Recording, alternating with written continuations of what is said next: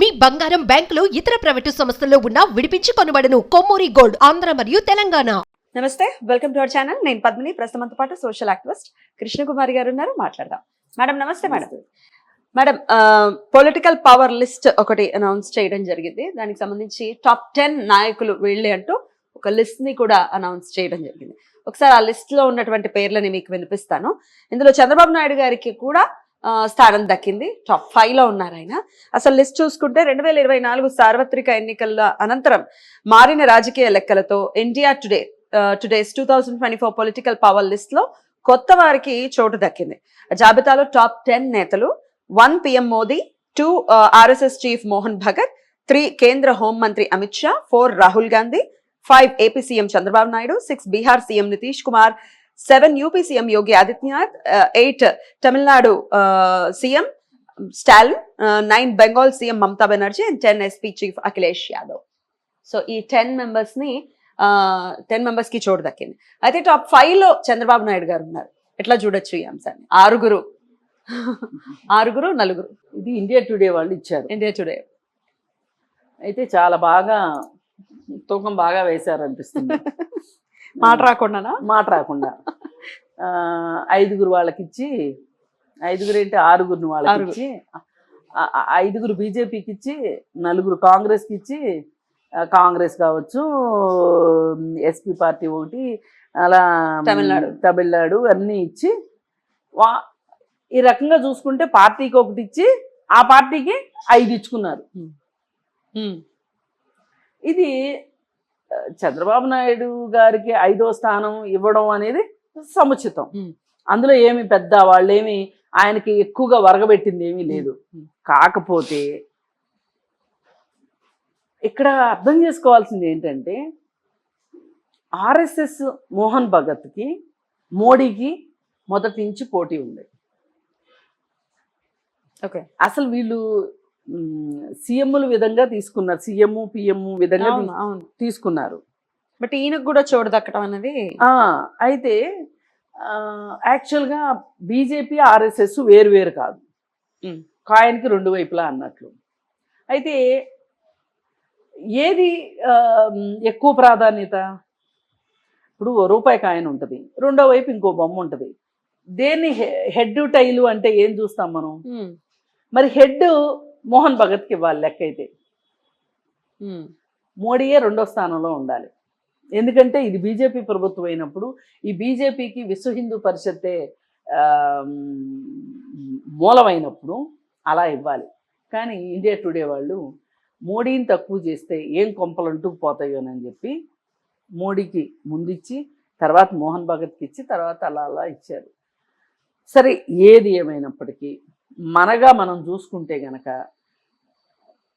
ఆంధ్రప్రదేశ్ నుంచి చంద్రబాబు నాయుడు గారికి దక్కటం అనేది ఒక రకంగా ఆయన వ్యక్తిగతమైన ఉన్న ఇమేజ్కి, అలాగే కూటమిలో ఉండటం వల్ల కూడా ఆ స్థానం దక్కి ఉండవచ్చు.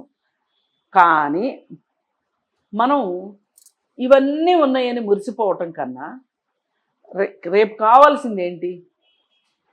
ఆ రాష్ట్రంలో ఏం చేస్తానని చంద్రబాబు నాయుడు గారు వచ్చారు, ఏం చేస్తున్నారు, ఏం చేస్తారు అన్నదే మనకు కావాలి. ఇండియా టుడే అంటే ఎంత, అనకపోతే ఎంత? ఇప్పుడు కొంతమంది అవార్డుల గురించి మాట్లాడతారు. అవార్డు వస్తే ఏంటి, రాకపోతే ఏంటి? అది ఒక అదనపు విలువ అంతే. కానీ అసలు విలువ లేకుండా అదనపు విలువ వచ్చినా దానికి విలువ ఉండదు. అసలంటూ విలువ ఉన్న తర్వాత ఈ అదనపు విలువ వచ్చినా రాకపోయినా పర్వాలేదు. అయితే అందుకని ఏంటంటే, ఇప్పుడు చంద్రబాబు నాయుడు గారి మీద ఉన్న తల మీద భారం ఏంటి? పోలవరం కంప్లీట్ చేస్తారా లేదా, అమరావతి కంప్లీట్ చేస్తారా లేదా, ఆ రాష్ట్రాన్ని ఆర్థిక పరిస్థితిని కావచ్చు, రాజకీయ పరిస్థితిని కావచ్చు, సోషల్ మీడియా పరిస్థితిని కావచ్చు, అన్నిటినీ గాడిలో పెడతారా పెట్టరా, అలాగే వలస వెళ్ళిపోయిన వాళ్ళందరూ వెనక్కి తిరిగి వచ్చేలాగా ఉపాధిని సమర్థవంతంగా చేస్తారా లేదా, ఇన్ని టాస్కులు ఉన్నాయి మాకు. ఇవన్నీ ఉండగా 5వ పేరు ఏంటి? ఫస్ట్ పేరు వచ్చినా నాకైతే ఏం సంతోషం కాదు. అసలు చెయ్యాల్సింది చెయ్యాలి కదా, వాటి కోసం కదా ప్రజలు ఎదురు చూస్తున్నారు. అదేదో సినిమాలో, ఇందిరా సినిమాలో చిరంజీవి వర్షం కోసం అందరూ కలిసి పాటలు పాడతాం ఏవో చేస్తూ ఉంటారు కదా.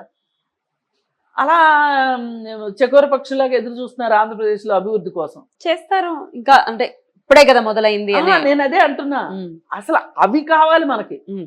ఇవి ఇచ్చినా ఒకటే ఇవ్వకపోయి, నా దృష్టిలో ప్రజల ఆకాంక్షలు చాలా ఇంపార్టెంట్ అండి. ప్రజలు ఎలా వేశారు ఓట్లు, అసలు ఎలా ఎలా ఎలా ఎంతంత దూరం నుంచి వచ్చి స్వచ్ఛందంగా, విదేశాల నుంచి 10,000 మంది వచ్చారంటే మీరు అర్థం చేసుకోండి.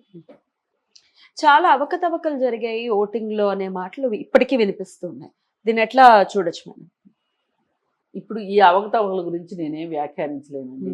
ఎందుకంటారా, అసలు బ్యాలెట్ లోనే ఏదో సంథింగ్ జరుగుతుంది అనే ఉద్దేశం నాకు మొదటి నుంచి ఉంది. మరి వేరే అభివృద్ధి చెందిన దేశాలు కూడా బ్యాలెట్ సిస్టంలోనే ఉన్నప్పుడు అసలు మనం ఈ సిస్టంలోకి ఎందుకు వచ్చాము? మార్చుకుంటే అయిపోతుంది కదా, ఈ అవకతవకలు ఉండవు కదా. అప్పుడు కూడా అవకతవకలు ఉంటాయి, ఉండకుండా ఎక్కడికి పోవు. మనిషి ఉన్నంత కాలం, మనిషి జిత్తులు మారి బుద్ధి ఉన్నంత కాలం, రాజకీయాల్లో నేనే గెలవాలి అనుకున్నంత కాలం ఎవరి మాయోపాయాలు వాళ్ళు పన్నుతారు. అందుకని చెప్పి నేను చూసేది ఏంటంటే, ఈ వెళ్ళిన వాళ్ళందరూ తెలుగుదేశానికి వేయబట్టే తెలుగుదేశం గెలిచింది అని నేను అనుకుంటా. ఇప్పుడు వాళ్ళు చెప్పినట్లు ఇదంతా ఎలక్షన్ అంతా మాయా అన్నారు అనుకోండి, ఏం చెప్తాం ఇంకా?